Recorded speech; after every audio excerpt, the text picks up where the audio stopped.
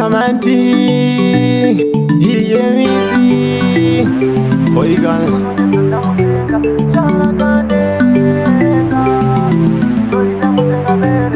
Maka chitsorobodza, ndimi maka chitsorobodza chinyakare. Maka urambidza, ndimi maka urambidza musengabere. Wandifungidza chinyakare chiye, chena kuru tichichera makore.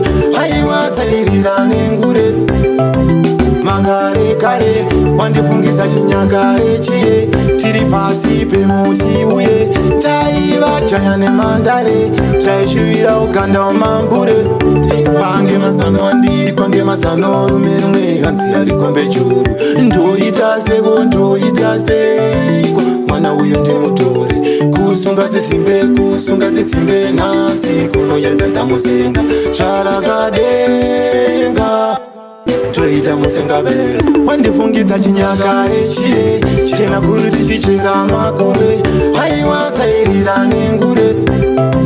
Makare kare, wandifungidza chinyakare chiye, tiri pasi pemuti uye taiva chaya nemandare, taishuvira uganda wamambure.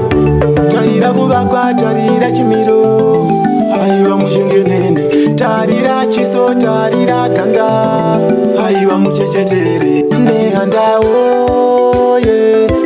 Haiwa mudzimu ndiringe kaguviwo ye.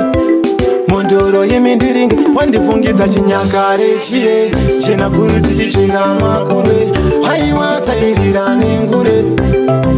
Makare kare, wandifungidza chinyakare chiye, tiri pasi pemuti uye taiva chaya nemandare, taishuvira uganda wamambure.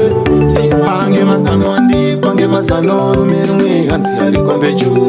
Ndoita seko, ndoita seko, mwana uyu ndimutore. Kusunga dzisimbe nasi, kunoyedza ndamusenga zvarakadenga. Toita musengabere, wandifungidza chinyakare chiye, chena kuru tichichera makore. Haiwa tsairira nengure. Makare kare, wandifungidza chinyakare chiye, tiri pasi pemuti uye taiva chaya nemandare, taishuvira uganda wamambure.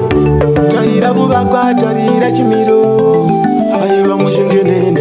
Tarira chiso, tarira ganda, haiwa muchechetere nehandawo ye.